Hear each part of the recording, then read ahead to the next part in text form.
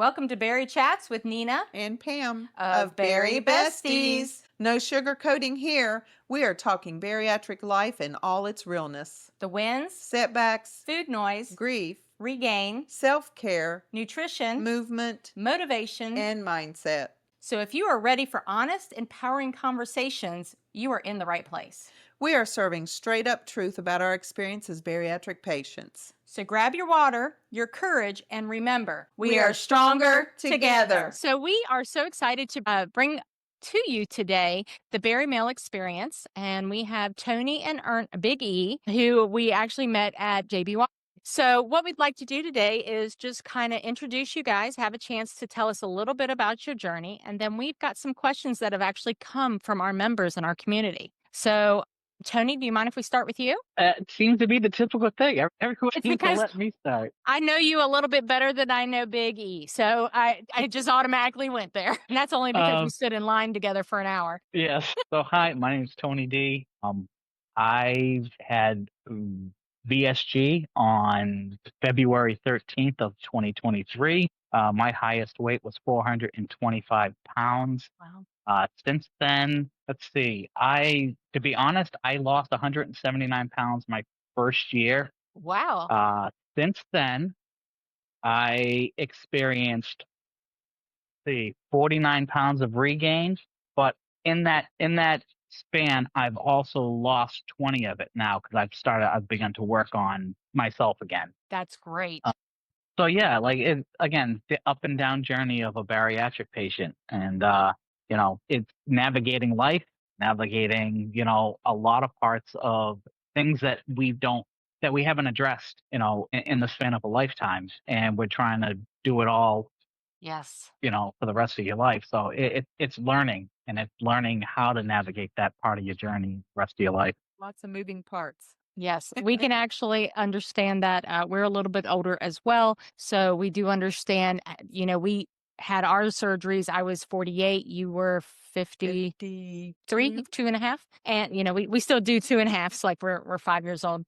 But, starting so late, sometimes it's like, oh, how do I do this now? I've got to deal with aging body now on top of all what I put it through, right? So I absolutely understand what you're talking about. And especially when you're talking about putting back into yourself, you really have to do that, because I know that Pam and I can agree with the fact that we put a lot out there and sometimes we forget to take care of ourselves. So, well, we appreciate you joining us today, Tony. Big E, can you give us a little quick rundown of what you've got going on and what you've done so far? Yeah. So my name's Ernest. Everyone knows me as Biggie. I had ROI bypass a little over 2 years ago, July of 2023. My heaviest weight was 585 pounds. I am down now 265 pounds. I actually was told I actually had to lose 100 pounds before even having surgeries.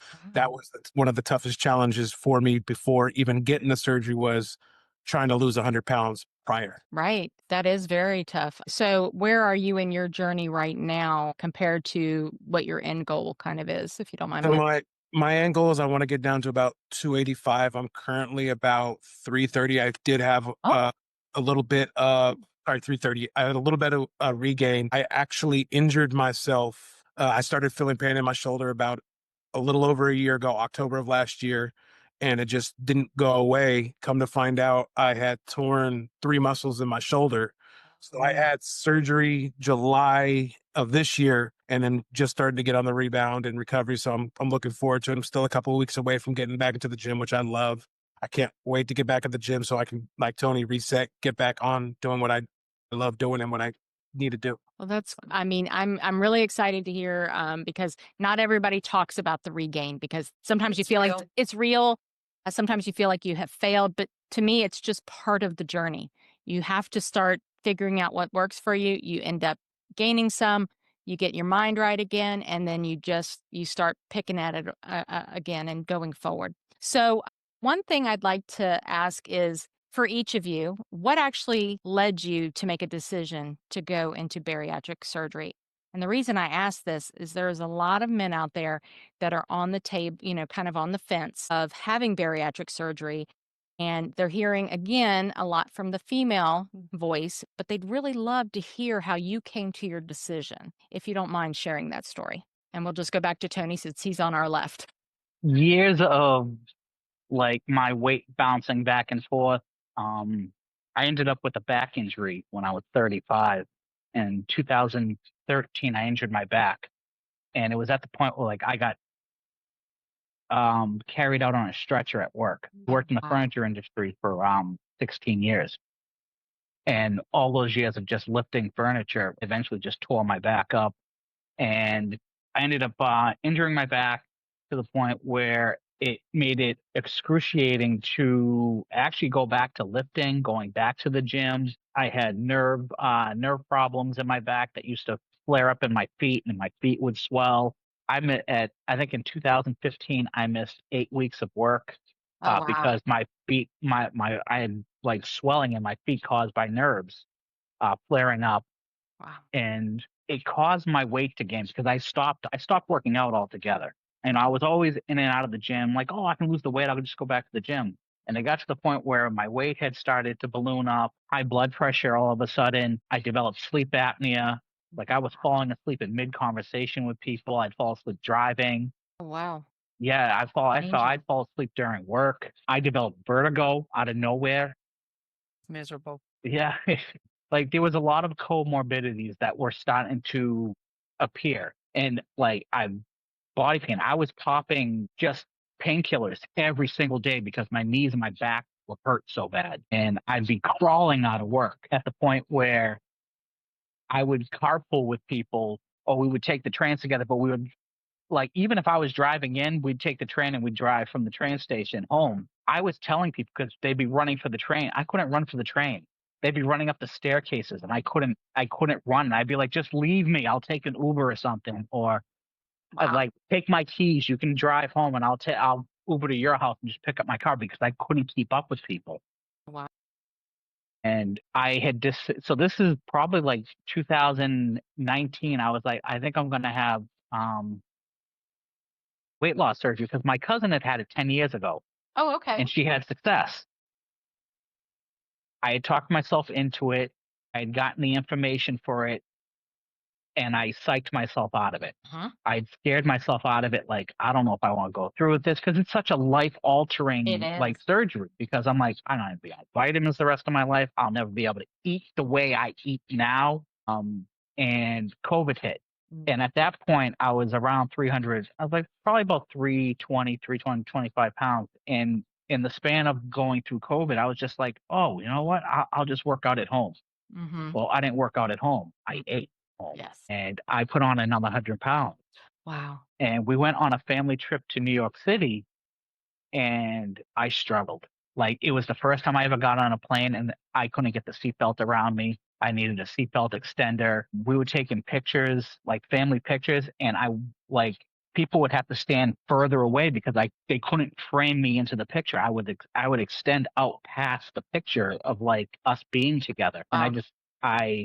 I remember looking in a mirror trying to get out of bed at the hotel and seeing myself struggle trying to roll out of bed and then walking around New York City, which if you've ever been to New York City or a Mm-hmm. big city, like there again, it's go, go, go, go, go. And like people are like trying to get around you and you're trying to Yes. keep up with the rest of your family. And if Like, if you're really in New York City, they've got all that scaffolding up everywhere, so you're yeah. really being able to fit through it. Yeah. Yeah, and I think I decided there that I was just like, I need to do something. I became very like self-conscious about the fact that if I don't do something, my wife's gonna grow old without me. My kids are gonna grow up without a father. My health is declining and I need to do something and I need to do something fast. And I mean, as much as I've tried to eat right, I couldn't eat right. I tried to exercise, it was just too painful. And I'm like, I'm going to revisit the idea of having bariatric surgery after I talked to my doctor. And I started on that journey and I was able to lose about 25 pounds like when I had started. Okay. But I started late. So like I think I went and visited the doctor in July. I visited my bariatric surgeon and we decided that I was going to take BSG because R&Y would have been too, it was more, he had worries about whether or not like I could get my liver small enough. Like it was gonna, there would be more complications if I had it. So VSG would have been an easier surgery for me. Okay. And even then, I was like, I'm gonna have a food funeral. And I went away to Bermuda with my family on a cruise, and I ate myself to death again. Oh my gosh. And again, we'd get the pictures, and I'd look back, and I'd be like, "Oh my god!" I'm like, I didn't fit in the. Again, I was just this big, wide person. I'd have my wife, my two kids in front of me, and I was the width of the three of them together. And I was just like, "What am I doing to myself?" And I really committed myself to like, all right, I'm gonna start eating right. I tried to move around as much as I could, but that was still difficult. But again, I was able to lose at least 20 pounds before surgery. It got me down to about 400. And then after surgery, I think it clicked and I became so strict and so hyper focused that again, that first year I lost 179 pounds because that's the only, I lived and breathed bariatrics. We call it the honeymoon. Yeah, we call it the honeymoon. Yeah. Well, I almost want to say that's almost typical where we all have had those pictures. Oh my gosh, I feel like those pictures are truly worth the thousand words, as they like to say. Or, you know, when you see them and you do a before and after, and now that you've gotten to a spot in your life that you are more comfortable and you look back, what's your first thought when you look back at a photo from before? It's mind-boggling that I was ever that big because you forget sometimes that like, oh my God, I didn't realize like how big I was. I'm like, but I knew. It was that denial and denying myself of just like, no, I'm not that big. No, I'm not that big. You don't realize how big you really are until you see the comparison of just like how far you've come. And that's the best reminder of just because, again, I've suffered with body dysmorphia since about month 10 when things really started to become loose and skin began to hang and jiggle. And I'm like, what did I do to myself? Right. Like it will mess with you, but like you look at the pictures and I'm like, I could still look like this.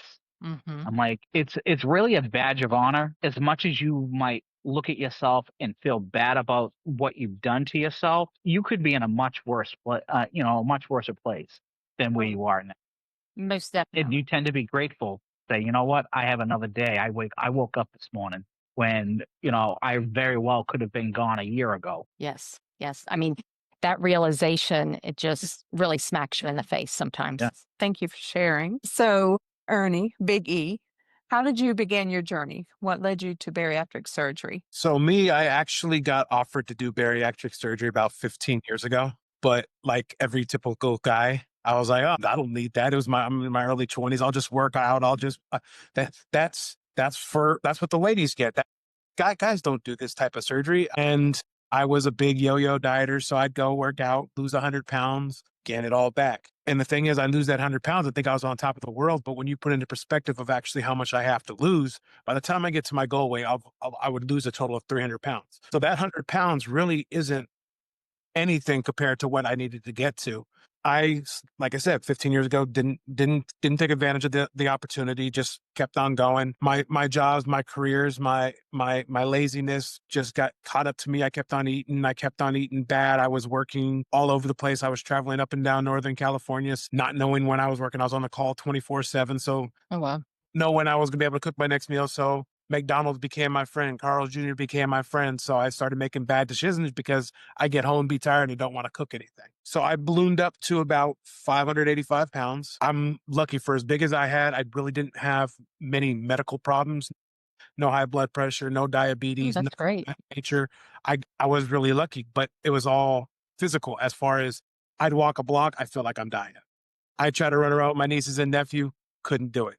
So it got to a point where I was just tired of being tired. I was tired of not being able to hang out with my friends, tired of not being able to hang out with my family, be able to run around, play with my nieces and nephews, do the things that everyone does on a normal day-to-day basis. I got tired of it. So that's when I decided, okay, let me talk to my surgeon, see what options are available. He had told me, yeah, you qualify for the surgery. So he connected me with my surgeon and I go in there and they tell me, yeah, no problem. We can do the surgery, but you got to lose 100 pounds first. And me being cocky at the time because I had lost 100 pounds quickly before, I was like, oh, that's going to be easy. I'll see you. I'll see you in about 2 months Right.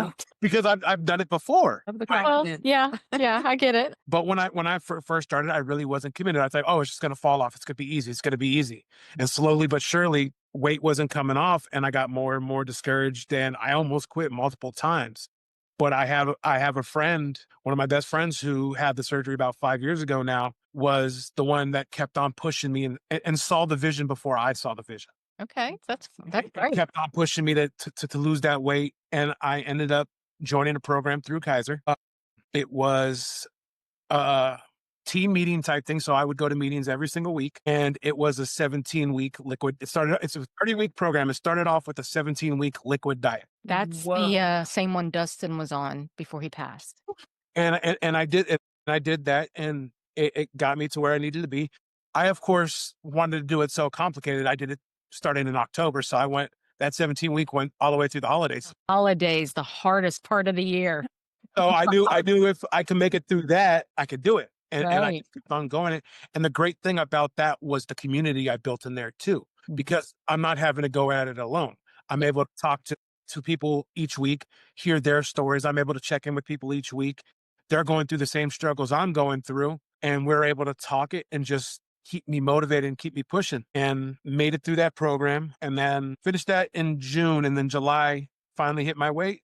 Talked to my doctor. They scheduled me for surgery. Wow. Well, thank you for sharing. So I know we talk a lot about the bariatric community and women, and as you can see, most of the podcasters out there and the groups that we've met, they are female led, and usually it's two friends. So when you think about the Bari Male Experience, how does brotherhood and unity show up in the bariatric community for men? So amazingly enough, it's a really tight knit group, but Okay. you don't see it visibly through social media. A lot of it happens in the background.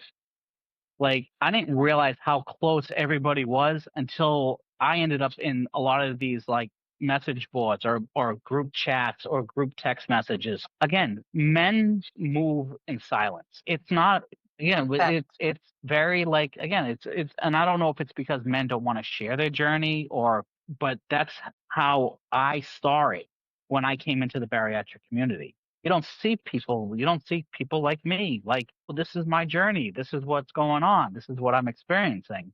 Again, it is a female dominated community, and Well, while have I you ever known a relate, woman to let you get a word in edgewise anyway, right? it was tough. While I could say some things, like there was a lot of relatable things that we could talk about, Sure. but then things would go left real fast, and it's talking about like female functions, and it's Right. like, and the circle that I was in when I came into the community, there were like maybe three guys that I knew that we were always on lives together, but it was always a panel of women with the three of us, and we would just kind of be like hanging out, like waiting for them to finish, and They never do.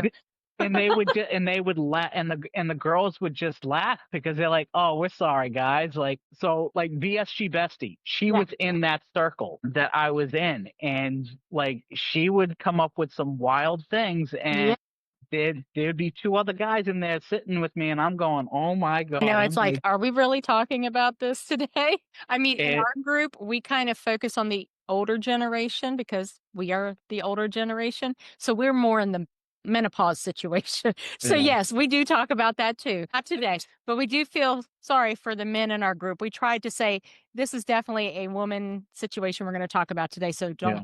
you don't have to sit through it. But sorry, I didn't mean to take over. No, I'm used to it. We're used to this, Tony. Yes, we are. I love it. It's So so it's fun. It's funny the way, again, the dynamic always plays out. It doesn't matter where we are. Oh, that's funny. So, what's a unique challenge? And Ernie, Biggie, you can answer this if you'd like.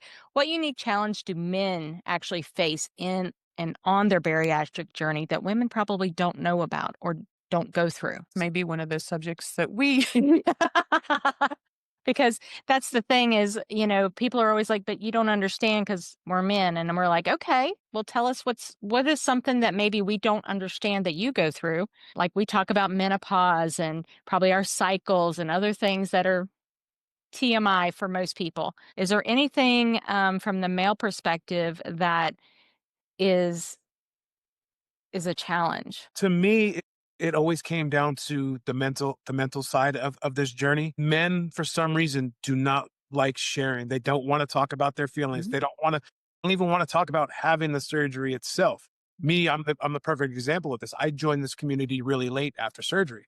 I went a whole year before I even told anybody I had surgery. My close knit family, of course, and everything knew I had it, but I didn't talk about it myself because it's to me at that time it was embarrassing. It was something that you didn't want to talk about. As a man, you don't want to talk about having surgery and doing these things. You should be you're always told just figure it out, just put a band-aid on it. You can lose the weight yourself, things like that. Mhm. So that's always been the biggest struggle is the mental side behind it and being able to openly talk about these things and talking about the struggles that we're going through. Like I said, it took me a year to get in here. And once I did it, I dove in head first because I finally found my space. A lot of times men have questions that can't get answered by a lot of the women in the community because what I eat is different than what a lot of the Mhm. women eat. And that's where I struggled too. My first year in, I did okay, but I struggled because a lot of these programs are designed for people not my size. Yeah. The weight I started at isn't heard of. The weight I am at now is about the weight of where people start their journeys at. So figuring out how much food I need to have, how much protein I need to have, how much water I needed to have. There wasn't anything for that because a lot of these doctors look at us, just take a generic thing and put it out there and say, this is what you got to follow. Everybody follow this. And that could be a downside too, because if you're not eating enough also, you're going to stall out because your body goes into that starvation mode. So being able 100%. to talk to different guys, see what worked for them, how much they were eating, it gave me the ability to, okay, I don't have to necessarily Right. just sit at that 60 grams of protein. I can up it. It is okay. I can still lose weight at that. And that's when I started going back and losing weight again. It's when I started meeting the guys in the community, talking to them, picking their brain, and not necessarily going exactly what they were doing, but finding out what works for me and knowing that it's okay to do that and working on my mental. Wow. That was impactful because I hadn't even thought about that. No, very That's impactful. yeah, that's definitely something we as leaders in a community need to definitely research more is the male side because we do have male members. So that was very helpful. So, what's one message you would have for that man sitting at home watching this today that is feeling that he is in this alone? What's the one message you might have to kind of help him make that decision? You're not alone. You there is you do need to look and you do need to search a little bit, but again, there are resources. Use your resources and then find a community. Find the community and you'll find what you're looking for. I didn't realize what I was looking for until I couldn't find it. I found other Well, we- guys. Yeah. Yeah, I found other guys to talk to, but again, there wasn't like a platform for me to like go to. But I did find camaraderie amongst other men that I was able to talk to. But how was I able to let other guys know about this? Like Yeah. and sometimes you have to create your own community if you don't see it. For guys that are looking for things, you just need to look. Sometimes it's there right under your nose.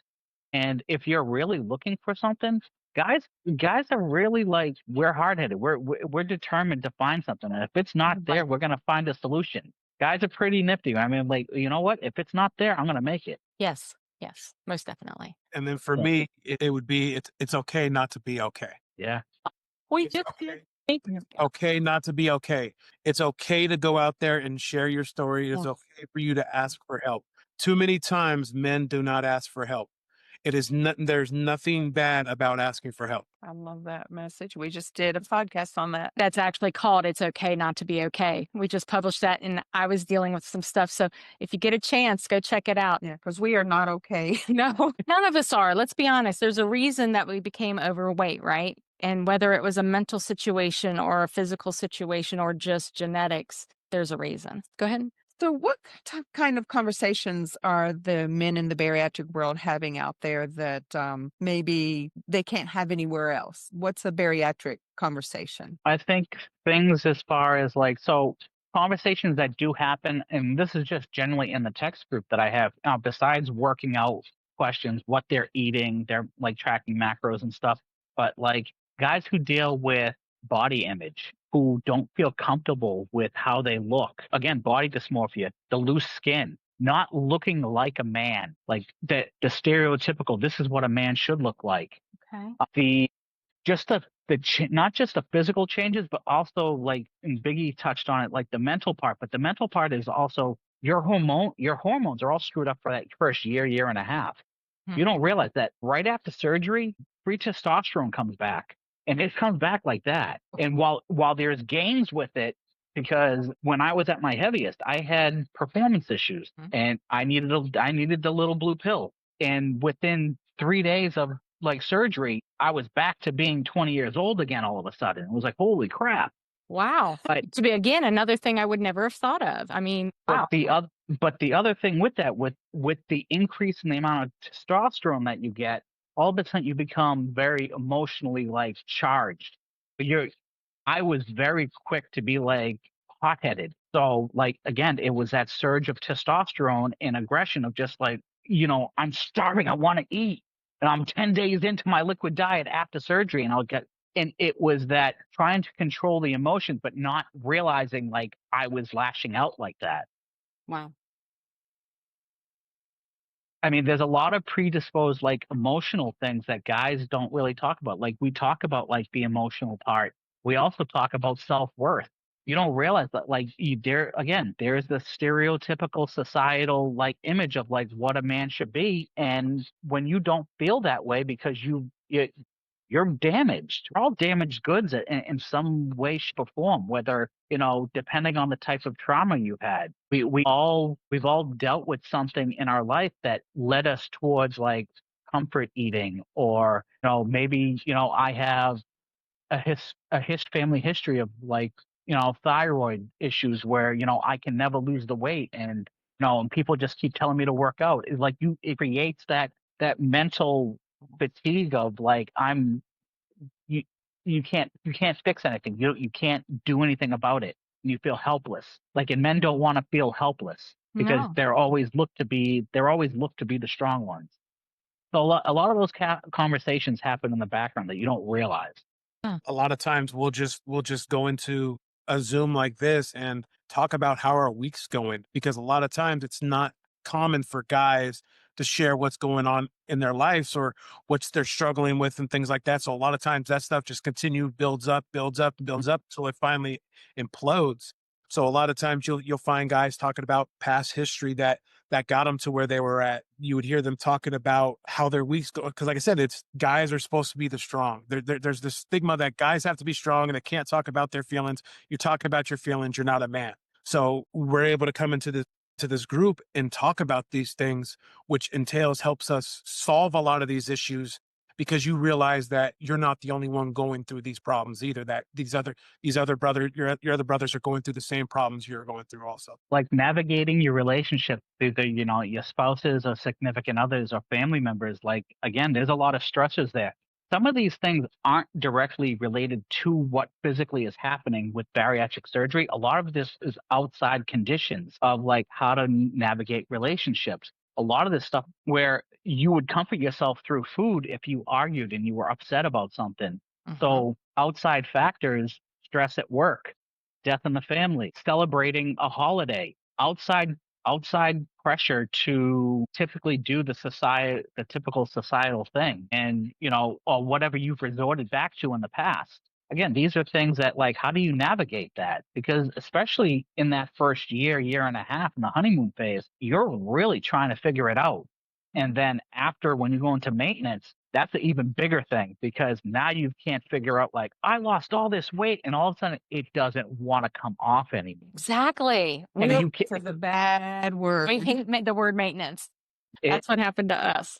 because what does maintenance really mean? Right. Because all of a sudden, all of these words that you heard for the first year and a half, maintenance, moderation, mindful eating, you thought you were doing all of these things because you were losing the weight. Yeah. And actually it was the surgery working. When you get into maintenance, it's a completely different thing, because now you're trying to figure out, like, oh my God, everything that worked before doesn't work. Yeah, So exactly. now you need to figure out how to make it work. And this is where And that That's where the mindset. tools come in. Yeah. Exactly, because it's once you start putting on 5, 10 pounds, your mental's going to go back to where it was before. Oh, I'm failing, and forget this, and throw your hands up in the air, and you're back to square one. That's why it's so important for that first year to learn and teach yourself these different ways to cook, different meals to have. Because I used to tell people this all the time. You gotta make it through that honeymoon phase. You gotta learn and get prepared for past that honeymoon phase. Because once you get past that, if you didn't change your mindset and change your habits, you're going to go back to where you were 2 years ago, a year ago, because you didn't learn from your mistakes and you're doing the same things that got you to where you were to begin with. Because eventually that restriction's going to go away. And like the dangerous things that we see within the community, and I think I really it's really come to it's helped me realize that I wasn't talking enough about it, and I was very silent about it, especially when when the platform was live, was the what I eat in a day. Or after I had bariatric surgery, I've been successful. I can still have Burger King. I can still have McDonald's. Look at what I'm over at, I'm eating Taco Bell. It's eating the fast food, and it's given again. And I'm not saying anyone's doing anything wrong. I'm not saying that these people aren't successful, but what these people are doing is they're telling everyone while they're being successful, because they could be doing everything right in their journey. They could be getting all their water, getting their vitamins in. They could be exercising regularly. They could have it all figured out in their journey and they're doing great. But everyone else who just came into the community, they're like, what's the first thing we all thought of when we got out of surgery? When can I go back to eating the way I used to? Yes. Which is the worst mindset to ever walk back into, because yes, you can go back to eating the way you used to. You shouldn't. You need to be smarter about the way you approach the way you eat. You can still have the same things. Yes. But moderation. But then you need to figure out what moderation really means. You need to figure out, because for someone like me, I was great for the first year. I lost 179 pounds. Woo! And then I maintained for 6 months. Awesome. This is great. This is the easiest thing ever. Yeah. And then all of a sudden, I changed jobs. All of a sudden, it was more stressful. All of a sudden, I was like, you know what? They're rewarding us with food. I'll just have a slice of pizza here. You know what? I'm at the store picking up, groceries or whatever. I'm going to pick up a thing of milk. Oh, hey, you know what? I'll grab a thing of Reese's. I'll just have Reese's. It also became an everyday thing all of a sudden. Yeah. And all of a sudden, I was snacking at the end of the night because I wasn't eating enough calories during the day. I was starving at night, and I was like, oh, you know what? I'll just handful of trail mix here, then back another handful of. All of a sudden, I had all these added calories at the end of the day without tracking. Yeah. I stopped tracking because I was like, oh, I'm in maintenance. I've maintained for 6 months. Exactly. I stopped tracking everything because I'm like, oh, I can eyeball this because I watched someone else do it. And they're like, we don't track anymore. I'm still successful. It is the influencers and the responsibilities of people to take in so much information and be like, oh my God, I can go back to this. But they don't realize that we all talk about everyone's journey is different. Again, you can have McDonald's, but all of a sudden, are you really? I see people that are 8 months out and they're like, yeah, I'm eating McDonald's. Look at me. I've got food freedom. I figured it all out. I've healed. No, you haven't. Because when you're 18 months out and all of a sudden weight loss stops and you're like, I'm in maintenance and I can't figure it out. And why did I gain 10 pounds out of nowhere? Yes. People don't realize that you haven't healed. You're never going to heal. No. Are you going to counseling? Have you figured out what the triggers are? My triggers were sugar and cake and ice cream. We have all these I can have all of these modified desserts and stuff. Yes, do I still have them every once in a while? Yes, but now I have to track how much I can actually have. I'm not going to have a whole Ninja Creamy. No, we've learned to split or a bite. You have to figure out what your trigger is too. Like you said, yours was sugar and ice cream and things like that. Yeah. What are you, are you emotionally eating for specific things? There are a lot of things that you need to relearn. And if you didn't learn them in the first 18 months, and then you're trying to figure it out, because I was lost for a whole year. And until I spoke with Rob Raffinen, who's from the waiting table, Yes. and I had a very, very great conversation with him at lunch before the JBY Awards. And I really poured out everything to him, just like, I'm lost. I don't know what I'm doing. He was like, give me a call after we get back from JBY. I'll talk to you. We'll see if we can do something and we'll figure something out. And he laid out an entire plan for me as Oh, far as wow. tracking my macros and just giving me that motivation. And Rob's one of those guys in the community, and there are guys in the community if you find them. Rob Raffinen, Murph, Jason Smith, Bro, Rob Demedio from Busy Bariatrics. Like there are guys out there that will talk to you and like, hey, you know what? This is a resource. Or here, reach out to this person. There are people out there. You just need to find them. If you get the right connections, and I've been fortunate enough to get those connections, and I've been fortunate enough to actually tell people, hey, I have a connection to lead you to. While I might not be able to help you, I think this person can. I think that's so important because we always say that we're not professionals in any way, shape, or form. As you can tell, we just kind of wing things. Yeah. But, you know, we can lead you to the right people because we can't answer everything. You know, that's not our job. Our job is really to just bring content and bring information to people, either Share our own journey. our own journeys or our training that we're going through or our doctors that we work with, things like that. People use other people's experiences as a learning tool, and you could only take them with a grain of salt. Yes, and 'Cause every again- person's journey is different. Yeah, I think people lose sight of that. That's exactly what I say is you're going to see a lot of content creators telling you out there that this is the way to do it. This is how you have to do it. Like Tony said, take all that with a grain of salt. Yeah. Right? Take that information, take this other person's information, take this other person's information and find out what works best for you. Because like with me, I'm the perfect example. I'm not that average Bari. I've always said this since day one. Tony could quote me on this. I'm not that average Bari. Since day one after having surgery, I have been able to eat like a normal person. Wow. Like my portion sizes, like when I tell other berries, all that, oh, what do you eat? And I was like, okay, this is what I have in a meal in a day. I'm doing 250 grams plus of protein a day. My breakfast is 6 egg whites and this and this and that. So I'm not that average berry. So don't necessarily take what I say and run with it because it may not work for you. I don't have the restrictions like other people have. I'm a lot bigger than a lot of other people have. You can't take what I'm saying and take it as being God's God. You got to find out what works best for you. And it's not going to come to you overnight. It's not going to come to you in a month or two. It's going to take time. We're doing this for the rest of our lives. Yes. And I love that statement. Don't use other people's journey as the gospel because you really just need to figure out what works for you. We hear that a lot in our community. Well, what did your doctor tell you to do? What plan are you on? That to me is a very person specific, a very person specific, patient specific setup. Everybody's different. There's not a single, we are so different. We had the same surgeon and we have different plans. We're on different plans. She was only 20 pounds heavier than me in the beginning, but we are very different in how everything has landed 3 years later. Yeah. I haven't heard from my surgeon since surgery day. Wow. There's people out there that don't have the support or things like that. That's true. Is their support. Like I said, my surgeon, I talked to him after surgery. I met my surgeon 3 times. Once when I first got told I can be in the program, the day before surgery, and the day after surgery. Haven't heard from him since. Wow. She's seen her surgeon yesterday. And I'm at 3 years. Same thing with nutritionists, all that type of stuff. I met with a nutritionist once. So there's people out there that don't have this. So they lean towards the community Which to get makes this sense. type of information. And I encourage you, go ahead, get that information, but find how it works for you and what best works for you. And You need to be open-minded and flexible because life in bariatric or life after bariatric surgery is a lifetime of adjustments. It is. Maintenance is that. adjustment. You again, like Biggie said, you need to find your way. You need to find what works for you.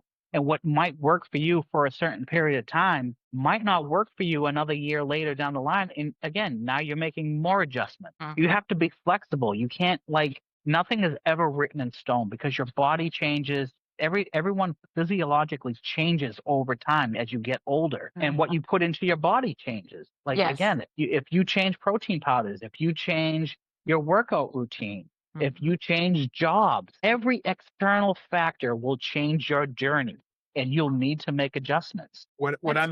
I'm sorry, go ahead. What I'm eating now at 330 pounds, I won't be eating when I'm at 285 pounds. Your meals are going to always be adapting, and you got to be willing to adapt with it. Yeah, as you get smaller, your portions are going to change. The amount of protein you need is going to change. Everything Yeah. changes. Everything. That's the reason we do so much research, is because we struggled after we hit about that, what, maybe 2.5 years. Well, no, it was It's- about the 12. 18 months. Yeah. This year was completed. We struggled. And, we do so much research because we don't want other people out there to struggle. Even though there's going to be some type of struggle and they're going to have to figure out what their plan should be, what works best for them. We want to be better. We want to do better. We want to provide information that we had to search for. Yeah. We want others to have it at their fingertips. We're really good about providing guidance, but we explain very, very clearly. We are not medical professionals, and this is just guidance. And those are the two things that we're very big about, because every journey is different. One thing I want to ask each of you is, what was the hardest part of your journey so far, and how did you overcome it? I always love this question. For me, it was dealing with my injury. That was the hardest part, because before my injury, I was in the gym every single day. I was working out. I was lifting more than I have ever done in my life. I was feeling the best I ever been. And last October, that all went away. Couldn't really use my left arm no more. Couldn't do anything. Didn't know what was going on. And it took almost a whole year for them to finally allow me to have the surgeries.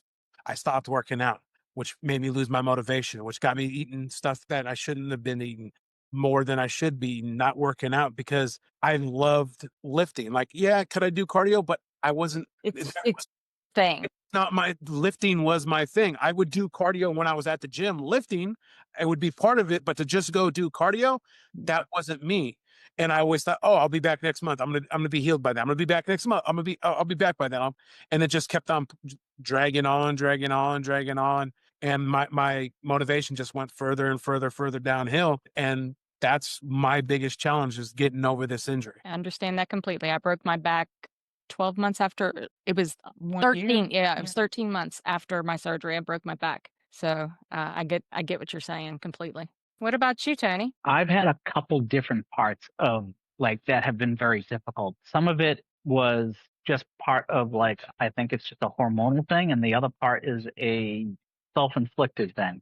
So about 10 months in, all of a sudden, as much as the success as I had, and all of a sudden I started feeling different. Like I couldn't explain it. I'm like, why do I feel bad? Why do I feel awful? Oh. Like there was a whole mental aspect of the journey, because I was so hyper focused on losing weight and feeling great about what I was doing, that I never addressed my mental issues. Like all the time, it's just like I couldn't deal. Like I went through a random spout of depression, couldn't explain it, why it happened. It just happened. And I come to the realization that I hadn't spoke to my therapist in 6 months. And I'm like, and there I was. At that point, we had already launched BME, and we were a good, I don't know, 4 or 5 months in. And here I was preaching, oh, you need to speak with your therapist. This is the, very mental heavy game for a male. And I wasn't doing it myself. Jump on that real quick. Pam and I were just talking the other day that we have no problem explaining to others how to make their journey better, but taking our own advice sometimes is the hardest pill to swallow, right? Yeah. Yes. Definitely. Yes. We're great at giving advice. All of us are great at giving advice, because I think at our heaviest, we were always the friend that everyone leaned on, and we Yeah. again pouring into everyone else. Yeah. I was a happy, fun, fat friend. Yep. And I Yeah. was always taken care of. I was the people pleaser. I was the Yeah. caregiver, always taking care of people. Could never say no. Had to make sure that Mhm. everyone was taken care Just of. a phone call away. I mean, anytime, night or day. And this is Yeah. part of the self-inflicting thing that I did Yeah. to myself again, because launching a platform just for men, and while it started out as like we're giving space for men to share their journey, and while we're doing it, we're going to share our journey, and this is our journey in front of the eyes of the world, and this is the Bari Male Experience. And it came down to, and I would say this religiously, it's always about that one person, reaching that one person. And because it became basically part of the mission, was to help that next Barry, or to help that next guy, and to help them, like, to be out there helping in the community and doing what we were doing in the community, and trying to create visibility to let them know that, like, you have a space for men here. Come reach out to us. We're going to give you resources. We're going to give you a shoulder to lean on. We're going to be the set of ears that will listen to you when you have something to say.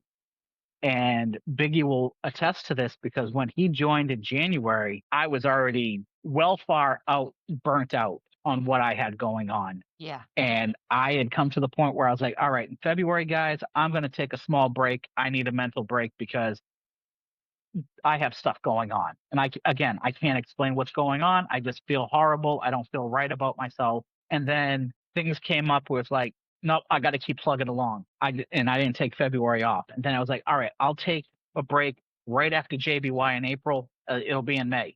Nope, just kept plugging along. I'm like, I can't stop now. We got momentum going. JBY was great. Let's keep going. Sound familiar? And by the time we got to July, I think, and I think for the guys on the platform, I mean, at one point Corby left. He had a lot going on. He had his own business going on. Sure. He had to make sure that he was making money. And as much as the time, he couldn't dedicate the amount of time that he used to when he first joined. Yeah. So it's understandable. It's like, all right, step away. Do what you have to do. You need to take care of you. Yes. Rab, same thing. Rab had stuff going on that he just never addressed. I mean, he lived out a lot of the things that, he wasn't proud of out in front of everybody. And he dealt with a lot of stuff, but he allowed people to see, like, this is the stuff we all go through. And it got to the point where it's like, you know what? I don't want to do this on camera anymore. Yeah. And I think he needed a break. He needs a break from it. Myself, as much as I kept saying I need a break, I just kept plugging along because I'm doing it for the guys. Well, I can't walk away now. When we decided that we were going to squash the whole podcast, and then especially because the reason why I was going through what I was going through is because I became uncomfortable in my own body. And this started all the way from when we left retreat. I was just like, I was up on stage. I was uncomfortable with the way I looked because I had started to put the weight on. And the three of us were all up on stage. We weren't comfortable with how we looked. Again, guys deal with this stuff. We deal with body dysmorphia. We deal with body image. We have the spotlight on us. And if we don't look a certain way, we're going to feel awkward in our own bodies and in our own skin.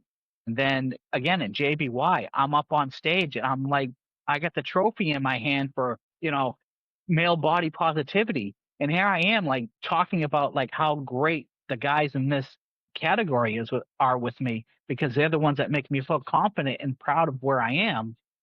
Again, in my head, I'm like, I look huge in my eyes. I look back at those pictures. I'm not proud of how I looked in that suit. I was like, I look like I'm 300 pounds again. Oh, I thought you looked amazing. I had a mental breakdown at JBY. Tony, were there for my suit. That I got the suit, didn't fit me, didn't look the way I want to. They had to change up my whole suit. Didn't know if I was going to get it in time. Like, I was going through it badly. It was rough there for a couple hours. Wow. Yeah, it was. Oh. We took 10 dresses and because we were so afraid of not being able to fit and because we were also struggling at the same time. We had a certain image we wanted to put out there to fit in with everyone else. And you don't realize you go through imposter syndrome, especially when you're up on a platform and you're supposed to be one of these leading people in the community and that you're trying to uphold this image and you're not living out the image. You're not you're a thing. Again, we're not perfect. I think the opening of JBY, and I will forever be grateful to Mel and Kelly for, when they opened up JBY with the post that I had sent out. Yes. I say it right in there, imperfect. We're all imperfect. There was nothing perfect about us.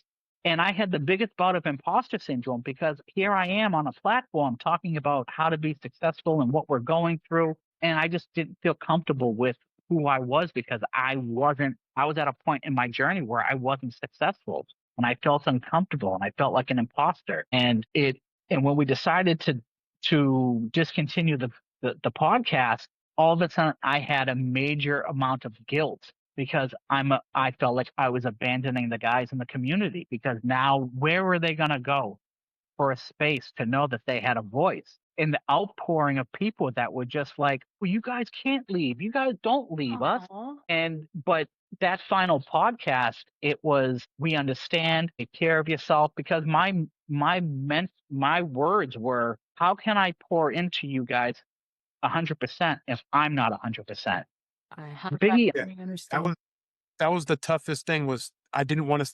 We didn't want to end this because we knew how important having a space for men was. But if we couldn't live up to what we were talking about, Yes. we can't. You can't keep on doing it. You can't keep on selling this lie, because otherwise you're helping nobody. and you're not taking care of yourself. Yeah, you got to Yeah. believe what you're telling everybody.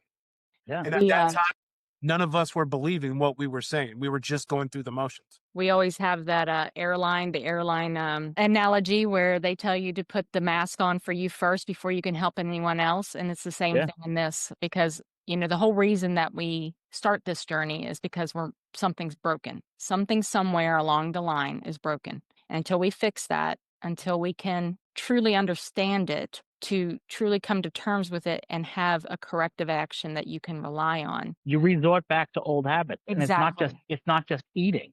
Yes. It's those characteristics that made you feel like you were helpful to someone because you wanted to be accepted and you wanted to be liked so much because you weren't liked because you were the physical, like active guy, or you weren't the, the best looking guy. You weren't everyone's stereotypical, like, well, that's Tony's so hot. No, it's Tony's the nicest guy in the world. Yeah, the funny one, the one you can rely on. Exactly. You wanted to be needed. You wanted to feel wanted. And, you resort back to those things of a lifetime that you spent doing to feel accepted. And then again, you're ignoring yourself again, which is, a typical thing where, we get so caught up in the journey and you get so caught up in giving everyone advice that you don't live up to your own advice. Yes, I resonate with that very much.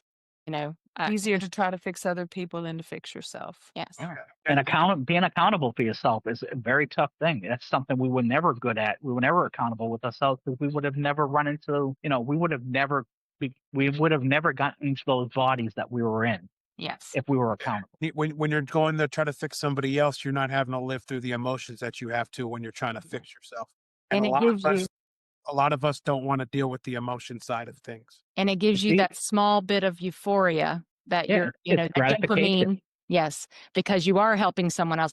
I literally have worked myself to death the last 4 months for my job, sleeping 4 hours a night, just going absolutely bonkers. And I literally had a mental breakdown at work the other day in front of my manager, and I work from home, so it was Teams calls. And he goes, "Whoa, what's going on?" And I finally realized I'm not going to be doing that anymore. We talked about the negative side because there is a negative side, right? What is your proudest non-scale victory, your NSV that you have had since your surgery? All right. That's how you All go right. first. All right. So I have become very well known. And again, I haven't posted one of these videos in a while. I posted videos for probably over a year and a half of me walking the staircase at work. Yes. There was a moment when the fire alarms went off in the basement of the hospital where I work. And at 425 pounds, you're not going up the elevator to get out. And the only way out is going up the stairs. And there was a point where I was telling people to go around me. There was a point when I was to deflect how I felt about, being the person holding everyone up on the staircase was, oh, I'm not used to this. I'm allergic to the staircase. Making a joke about it, using humor to make myself feel better about it. I'm the same way. And when I realized I could walk up those flight of stairs, I was like, I'm not going to stop walking up these flight of stairs. I'm going to walk more flights of stairs. So I stopped taking the elevator. I stopped taking the escalator. I'm going to walk the stairs as much as I can. And those moments of realizing like, I've walked 30 flights of stairs. I'm going to keep trying to do that. And all of a sudden, averaging 30 flights of stairs for a month. Now I'm averaging 30 flights of stairs for 2 months. Holy crap. I walked 9 flights of stairs, or I walked 9 floors on video talking and not even realizing that I'm not out of breath and I'm still talking in one breath. Like these are all realizations afterwards. Like that same staircase at the train station when I couldn't run up the stairs with my friends because we were running for the train. I could run those stairs now. I actually can outpace the escalator at those stairs because I could, and that's walking. Yeah. Like I'll get on the set. I've watched people get on the escalator and I'm on the staircase at the same time, and I'm turning around and they're still coming up the escalator. So that right there is having the ability of having motion, having the ability to do something that I struggled with that people take for granted. Yes, it's nice and easy to have the escalator and to take the elevator. But when you're on the stairs, and again, some people that are still, that don't have the physical limitations, they can still walk the stairs if necessary. But to walk, a flight of stairs that have anywhere between 15 to 20, steps, and you halfway, you're like, go around me, I can't make it, or I'm sorry. It's embarrassing because if there ever really was an emergency, so I thought in my head, I'm like, I'm going to be the person that holds up everyone, and that could be the difference of whether or not they survive. Wow. Then you're harboring guilt over you're the person in the way. Yeah.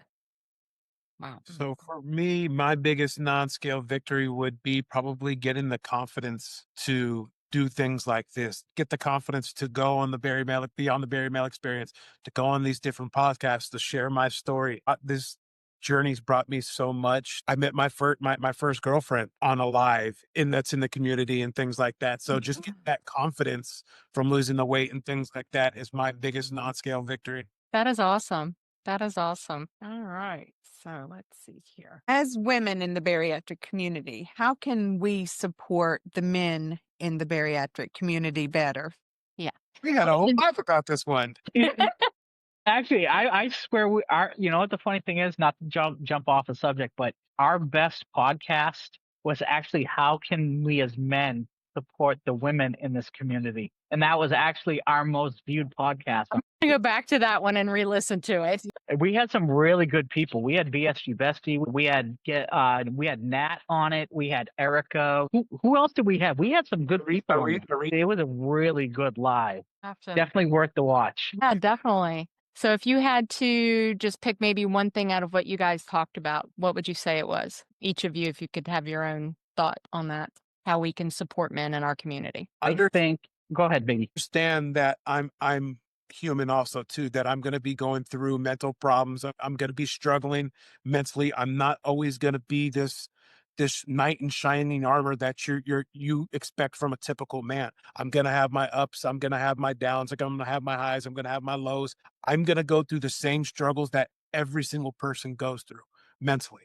And that is okay. I like that a lot because I don't think we think about men that way all the time, especially those of us of the older generation. In any kind of world, not just the bariatric Right. community. That they're stoic, they're strong, but they're just like us. Don't have emotions. They're stones. They can do everything and be everything. So to me, that's the biggest thing. And Yeah, I'll second that because again, it's vulnerability from a man is not widely accepted because it almost sounds like they're complaining. And what men want to, like a man being vulnerable, and this is what will shut a man off from sharing anything, is when he can't be heard. So when a man like wants to be heard and he wants someone to listen and like really listen, like not just like, oh yeah, okay. Like when a man's vulnerable, he wants to be heard. He wants to be acknowledged. He wants to know that, there is the validity to how he feels. And that could be anything. And that's a wide range of emotions. And you may not have an answer. Empathize with that because not every man will open up to you like that. And when you don't allow a man to open up like that, he'll never open up again. If you hear a man opening up in front of you, that means he truly, truly trusts you enough. Yeah. Share that because a lot of men, like Tony was saying, won't open up unless they really have that trust. And if you brush it off or push it to the side or make jokes about it, that's one, it's going to kill them inside and be like, oh, see, I'm never going to share again. This is like marriage counseling. I know we're sitting here writing notes down. I got to go home and apologize to my husband. Mine's out in the other room. And he's not a bariatric patient. It doesn't matter. Oh, like I said, and that's the thing with this. That just goes into the world itself. That's not a bariatric thing. That's men in itself when it comes to mental health and sharing. Men don't share. And a lot of times because we don't feel that we're being heard. And when you feel like you can't be heard, then you truly feel alone. Wow. So if I had to talk to your pre-op self, your pre-surgical self, What piece of advice would you give yourself so that you could be more successful or be successful on your journey? It is okay to fail. It is okay to struggle. It is okay to gain weight. It's okay to feel lonely. It is okay to ask for help. It, the bariatric journey is a roller coaster of life. It's a roller coaster you get on that you're never going to get off.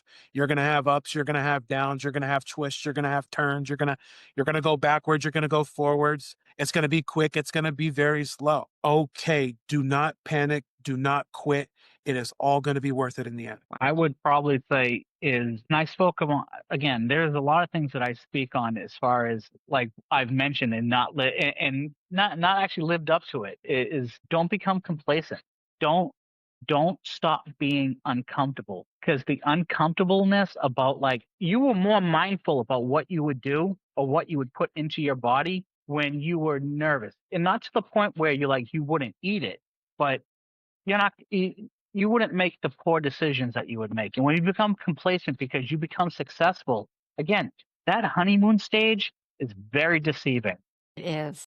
It is the most non, like, you're doing it, and there is nothing. I will not take any validity away from someone who loses weight during that first year and a half, or 18 months, whatever you want to call it, however long that honeymoon period is. You did that. You put the work in.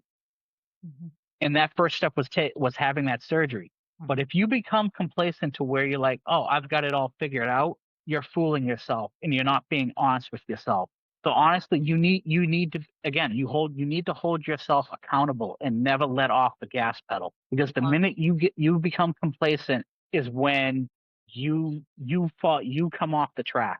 You stop paying attention to, again, I think that we all know who Barry Mother is. It's following the Barry High Five. It's like, you got to make sure that you're on top of your vitamins, make sure you're on top of your movement, make sure you're portion controlling, make sure that you're eating your protein, make sure you're getting your water in, because the minute any of those things that you're not following, you're throwing your journey off. You're throwing your body. You need to be on top of all of those things, because it's like all the gears in a clock. The minute something is not aligned right, it throws the entire thing off. You need to stay within those guidelines of the process. And everyone's guidelines are going to look different. Yes. So it's figuring that stuff out, finding where you're good, finding where that gear fits, and staying in that gear. And adjusting when necessary. Exactly. Making those adjustments, because things, again, like everything else, maybe you need to oil something. Maybe you need to readjust, tighten the bolts. Got to get a tune up. Exactly. People lose sight of that stuff, as being flexible and, making those adjustments where they need to be adjusted. You need an alignment. Yep. Definitely need one. Okay, well, this has been so fun, so it- interesting. I have one last question. Okay. So, if you could change just one thing about how men experience bariatric surgery, what would it be? That it's okay to have it, because a lot of men still to this day don't think it's okay for a man to have surgery. And it's to go on top of that, it's not cheating. I've done more work since having my surgery than I've done in any diet I've done in my entire life. It's a tool to help you get to where you want to be, but it's not ultimate fix. If you don't do the work, it's not going to work. We say that all the time. Again, you can say it's not cheating. You can say, again, it's what is wrong with saving your life. Amen. There's no trophy. There's no medal. What did I cheat at? I cheated death. That's the whole point. If you're struggling, and we all do it, like, all right, do you walk to work every day, or do you or do you drive a car? Why aren't you walking the 15 miles to work? Why are you taking blood pressure medication? Why are you taking all of these supplements to make your muscles bigger at the gym? You're assisting yourself so you can, reach your maximum performance. Why do you need that? People didn't need to do that, 60 years ago. Right. Isn't that cheating? So again, we live in a world where technology and science has allowed us to be able to live longer. Again, metabolically, I needed to be reset. And whatever way I was going to do it, so I could make sure that my kids see me when, I could see my kids, grow up, and they could see me grow old with my wife. Yes. I'm going to do that. I don't Yes. care. I don't care what people think. I did this for myself, not for anyone else. And that's part of like living your journey. You live your own journey. When you share your journey online, you're sharing your journey and your journey alone. You're not sharing anyone else's. That's why everyone else's journey and perspective is different. It's very different. So, and I think people forget that when they go online and they share their journey, that's how they started off with. And all of a sudden they become an influencer. Mhm. And I'm not saying, again, and I know a lot of people who have become influencers and they're great influencers and they're great role models. Yeah. But I think people that are coming into the community don't look at it that way because it's, again, everything is perception. And what works for one person because they see a ton of success, they're going to follow that one person. And again, it might benefit them by following that person. Like just like there wouldn't be 60 different ways to lose weight that you see on TV. Right. Like you want to do Tai Bo, you want to do GDP yoga, you want the Bowflex, you want a total gym. If there was one way to lose weight, then everyone would do it. Exactly. Mhm. And the same thing goes for bariatric surgery. I love that. Guys, you have actually opened my eyes in an amazing way because as I started in the beginning, I don't know, Biggie, if you had gotten on yet. We were talking about my husband who started Ozempic. He's really fighting the bariatric life. Surgery. The surgery itself, it's just something, he's been against so far. I think he is going to get a lot out of this message today. And I know a lot of our members will too. And I can't thank you guys enough for finding time in your very busy schedules to talk to us and talk to our members. And we're so thankful. And I would also encourage your husband. There's such a huge GLP-1 men community out there too that have him touch into that. We actually had a couple guys, and it's on YouTube also, right, Tony? That are Yep. GLP-1, where We had a GLP-1 panel. where we talk to the men of the GLP-1, and they're such a loving, good community also too. I would have him tap in with them too, because then he can ask questions, and they're willing to help and guide, and it's a community based on what he's doing, because then he doesn't have to feel being lost just in the bariatric side. He can actually go to the men of the GLP-1. I think that's great. I didn't even know love about that. that. And he just Yeah, there's a GLP-1. Yeah, so there's there's a GLP-1 community, but even Jamie, and everyone knows who Jamie Yeah, is in the community. absolutely. Yeah. He's 715 pounds. He did it both ways. Yeah. He used both tools.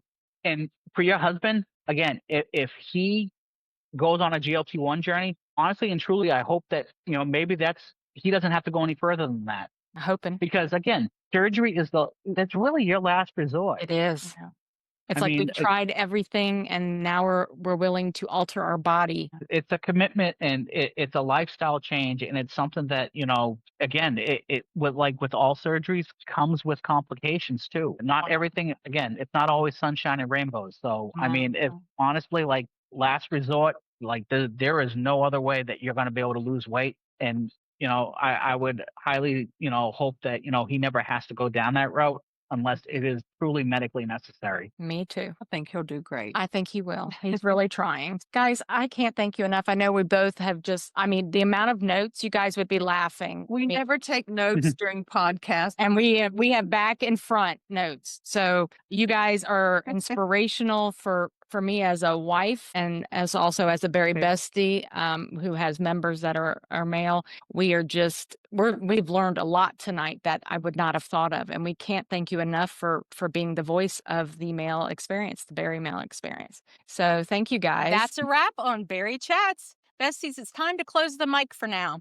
Thank you for joining us on this journey of honesty, laughter, and all things bariatric. Through the highs, the lows, the food noise, and the NSVs. We hope you found connection, inspiration, and maybe even an aha moment along the way. So follow and subscribe Bari Besties on Facebook, Instagram, and TikTok. Want a behind-the-scenes up-close action? Join us on YouTube and don't miss a moment.